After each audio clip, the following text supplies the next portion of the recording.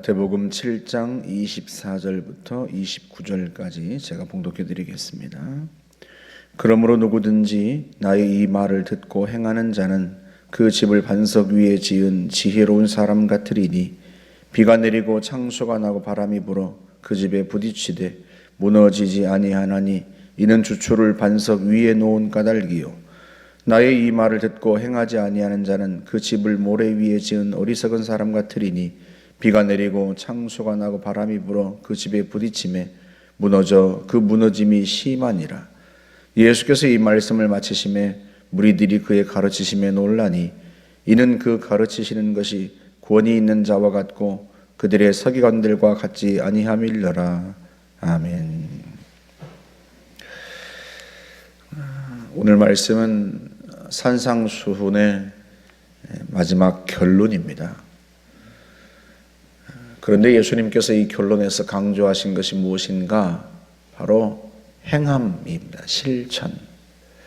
주님의 말씀을 듣고 행하는 자와 말씀을 듣고 행하지 않는 자가 어떤 사람과 같은지 비유로 들려주시는 거예요. 집을 짓는 것으로 비유하시는데, 여러분, 사람이 집을 짓는 것은 그 집에서 살기 위해서죠. 안전하기 위해서, 또 쉼을 얻기 위해서. 그래서 집을 짓고 삽니다. 그런데 그 집을 누가 모래 위에 짓겠어요? 모래 위에 지으면 무너질 것을 알아요. 튼튼하지 않고, 여러분, 기초가 튼튼하지 않으면 여러분 당연히 집은 무너지죠. 그러니 어떤 사람이 모래 위에 집을 짓겠습니까? 그런 사람은 세상에 없어요.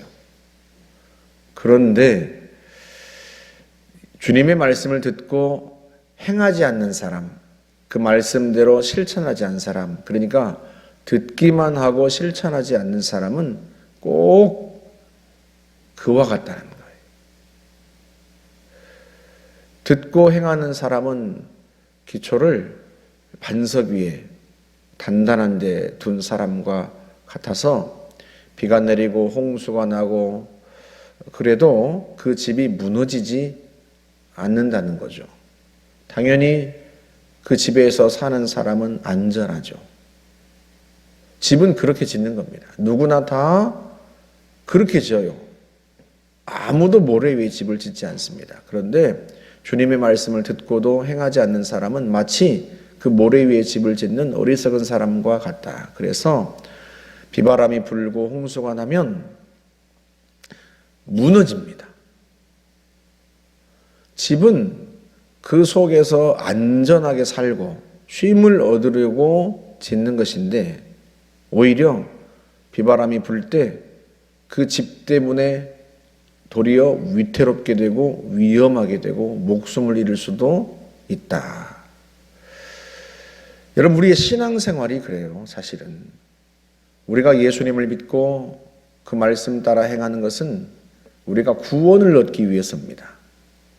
우리가 안전하기 위해서요. 우리의 생명을 얻기 위해서입니다.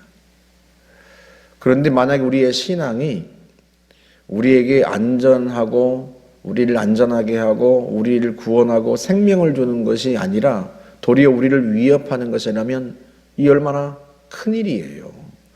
누가 신앙생활하면서 위태롭게 될 걸 알고 신앙생활하겠습니까?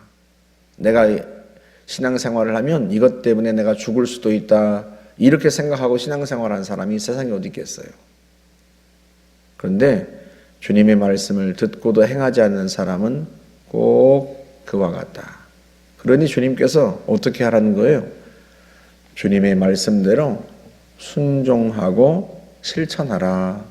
그런 의미입니다.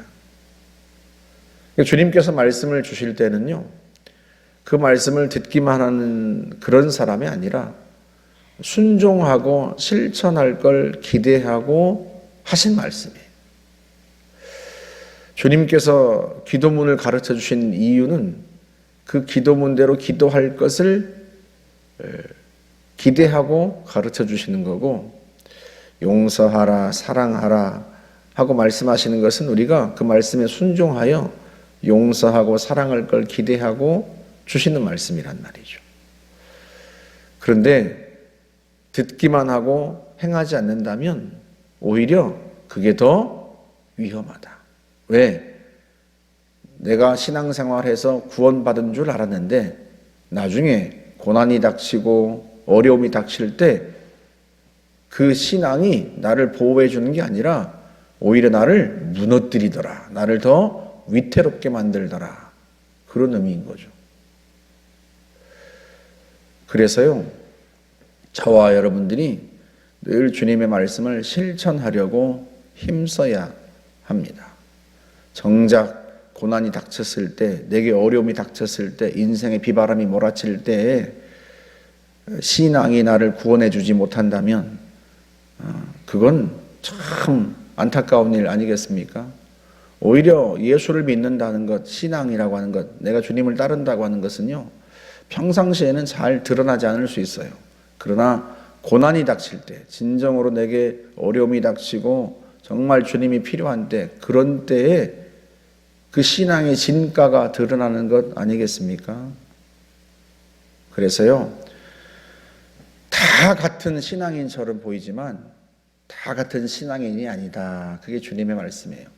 다 같이 예배를 드리고 성경책을 끼고 예배당에 오고 주님의 말씀을 듣는 똑같은 신앙인처럼 보이지만 주님의 말씀을 듣고 행하는 사람은 그야말로 그 신앙 때문에 구원을 받고 또 고난이 닥쳐도 구원을 받고 고난을 능히 극복해가고 또 주님의 은총을 누리지만 행하지 않는 사람은 안타깝게도 그 고난의 때에도 그 신앙이 자기를 구원해 주지 못하고요. 그 고난을 극복하게 도움이 되지 않고요. 오히려 위태롭게 되고 위험하게 된다. 하나님을 원망하고 하나님이 자기를 구원해 줄 줄 알았더니 내 인생에 고난이 닥치더라 그러면서 하나님을 원망하고 신앙에서 떠나고 그 영혼이 오히려 위태롭게 되는 거죠. 제대로 예수를 안 믿으면 오히려 어설프게 믿는 그 신앙이 고난의 때에는 더 그를 위험하게 만든다. 그게 주님의 말씀입니다. 야고보서 1장 22절에서 말씀해요. 너희는 말씀을 행하는 자가 되고 듣기만 하여 자기를 속이는 자가 되지 마라. 듣기만 하는 자는 어떤 자다? 자기를 속이는 자예요. 그러니까 자기 자신도 주님의 말씀을 들을 때 내가 순종해야지 하고 듣는다는 거예요. 그런데 정작 순종은 안 하고 듣기만 하면 결국은 자기 자신을 속이는 게 아니냐. 그게 야고보 사도를 통해서 주님이 하시는 말씀이에요. 그래서 여러분, 저와 여러분 부지런히 주의 말씀을 실천하고 순종하려고 힘써야 합니다. 그래야 그 신앙이 나를 구한다. 나는 모래 위에 지은 집을 지는 어리석은 사람같이 되지 않을 것이다. 그런 결단과 각오가 있어야 합니다. 순종할 때 성령님이 도우시고요. 순종할 때 내가 듣는 말씀이 내게 유익이 됩니다. 저와 여러분은 우리 자기 자신을 속이는 모래 위에 집을 짓는 그런 어리석은 자가 되는 것이 아니라 나를 구원하고 나를 건져낼 수 있는 참된 신앙, 그 신앙을 갖고 사시기를 주의 이름으로 축복합니다. 함께 기도하겠습니다.